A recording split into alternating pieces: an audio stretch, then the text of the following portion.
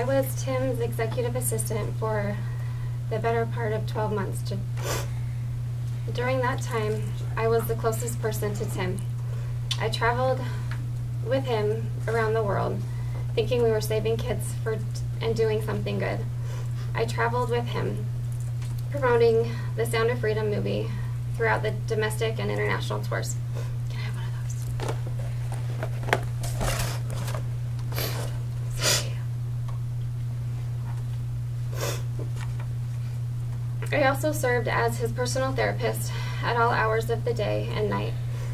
I had to be available 24/7 to give assurances to Tim of what a great guy he is to navigate his emotional meltdowns and his threat of suicide. On top of all this, I was also Tim's partner in the couple's ruse. I joined Operation Underground Railroad to help save kids from sex trafficking. I wanted to make a difference and be the light in the darkness. I wanted to help fight the bad guys. Instead, I became an easy target for the worst guy of all. In saving kids and helping trafficking victims, I unknowingly became a victim myself. The very organization that claims to fight traffickers turned me over to the trafficker. No one did anything to protect me. I worked tirelessly day and night for the good of the cause. I sacrificed time I can never get back from my family, my kids, and my husband. For my efforts and my sacrifice, I was left with a broken marriage, a broken spirit. As a special thank you, I was molested and sexually assaulted by Tim in 4 different states, 5 different countries, in the span of 10 months. Tim manipulated and abused and brainwashed me to a point where I didn't know left from right and right from wrong. We were always under some kind of spiritual attack, under immense danger, and everyone was always out to get us because we were exposing evil pedophiles. The truth is, the only evil I really saw was Tim Ballard and what he did to me. Looking back now, I know it was all an elaborate ploy just to justify Tim's wicked desires. I realize that some of you will say, why didn't you leave? Or why didn't you speak up sooner? The answer is I still don't know. The level of manipulation that Tim Ballard used is hard to comprehend. There are reasons victims stay with their abusers, and crimes of this nature go unreported, especially when the man in question is powerful, connected, worshipped, and protected by Utah's Attorney General. It wasn't until I was able to get away from Tim's grasp and influence that I realized who he really was. The pain of the trauma of what really happened to me didn't even really start to sink in until Tim's control over me subsided. I hope that coming out publicly can help ensure that no woman has to suffer at the hands of Tim Ballard ever again. It is humiliating to publicly admit that I have been so badly deceived. It is scary to face the potential public shame of what happened to me. I wish I wasn't in this position today, but I feel like this needs to be done so that Tim, as well as the individuals and organizations who enabled him, can be brought to justice for all the crimes he has committed and hurt the people he hurt. I am truly devastated by the situation I find myself in. I used to have complete faith in OUR and Tim Ballard. After our recent interactions with OUR, the little amount of faith I had left in them was completely decimated. The situations I was put in by Tim, the manipulation, gaslighting, and sexual assault and sexual abuse I have experienced from Tim Ballard has had a devastating impact on my life and those around me. He told me if I ever told anyone that he had contacts everywhere with the Attorney General, the police force. He made it seem that people were listening to all our conversations through all sorts of electronics. I was terrified to tell anyone, especially the authorities. I confided in a few close friends about what I went through, but at the time I didn't want Tim's actions to be the downfall of the organization. A month after cutting ties with Tim, my father passed away. I was unsure of how to cope with everything that had happened, and I ended up blocking most of it out. When the previews of The Sound of Freedom started to come out, it triggered physical reactions in me that I did not understand. Whenever the movie was mentioned or I saw advertisements for it, it started bringing back painful memories. I was suffering from severe PTSD, and my body was reacting without my mind fully understanding why. Prevented me from functioning at my normal level, causing me to lose clients and a job. I fell into a deep depression. Someone approached me about a lawsuit informing me that they had reported my incident to OUR back in 2021, but nothing was done. In fact, I was told they originally wanted to come after me.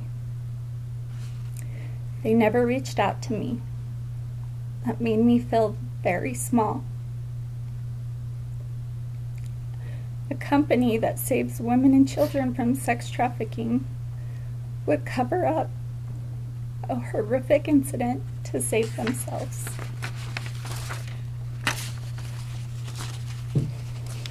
Now I'm slowly working through everything and gaining an understanding of what happened to me. Constantly reminding myself of my strength and bravery. I'm confident in standing here today to tell you all my truth and knowing my truth. I'm so proud to be here with these women and this man.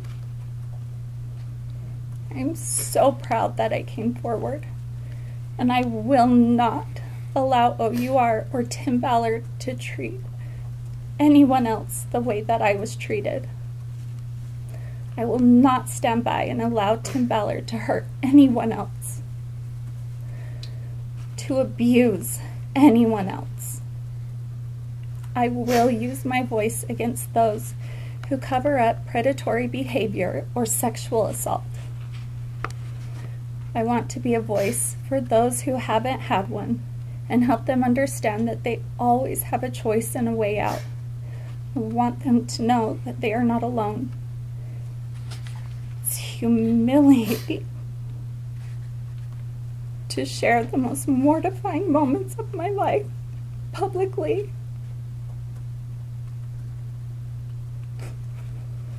But it had to be done to put a stop to this, to Tim Ballard and OUR.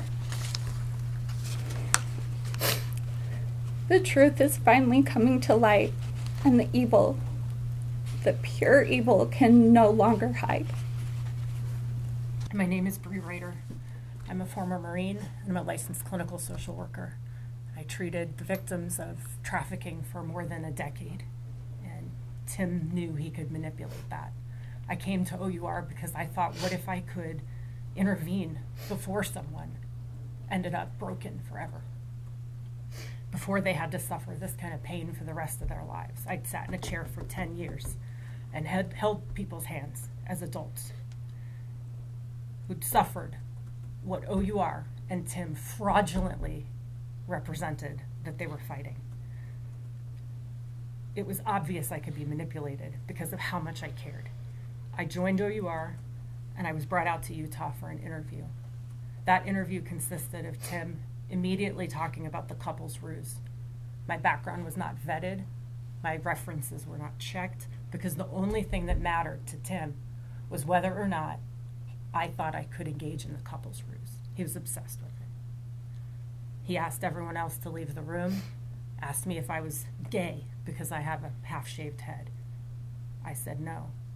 He said, "Are you bi?" I said yes. He was really excited to hear that, because that's going to be great. Because when you're interacting with women in strip clubs and stuff, you'll actually be attracted to them, and that's great. The entire perspective of Tim Ballard is through a manipulative and sexualized lens. You see narcissism and sociopathy in everything that he does, because he has no empathy. The pain that you see here before you is a fraction. It's a fraction of the pain that he's caused. Because there are other people that aren't here that are suffering just as bad and are terrified because of the threats and manipulations he made regarding his association with the AG. And OUR knew.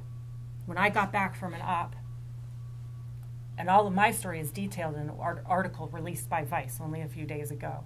When I got back from that op in the British Virgin Islands, I called Matt Osborne, and I had a long conversation with Matt Osborne, who was the Director of International Operations of OUR at the time. And I detailed for him every concern that I had, from Tim Ballard's obvious mental health problems, the couple's ruse and his obsession with it, evidence mishandling, the extremely dangerous situations that he put us in. There was no accountability. Matt Osborne immediately acknowledged that there was some awareness that all of this was taking place. He was not surprised to hear it. He said others had called him and told him the same thing over the last few years. He said, oh, I'm going to call Brad Damon, and we're going to have a meeting with Tim and see what happens. What happened was, I got a threatening phone call from Tim the week later asking if I had betrayed him and that I should be careful. And I told him, well, Tim, I think trying to help you and your organization is not a betrayal, and I think you need to get mental health help. And of course, none of that happened. My injury followed that, because still at that point, I believed that OUR was what they represented themselves to be. Sure, they defrauded all of us. They defrauded multi-million-dollar donors, right? Still, people are donating to OUR because they believe that OUR does what they say they're going to do. But they're not rescuing children.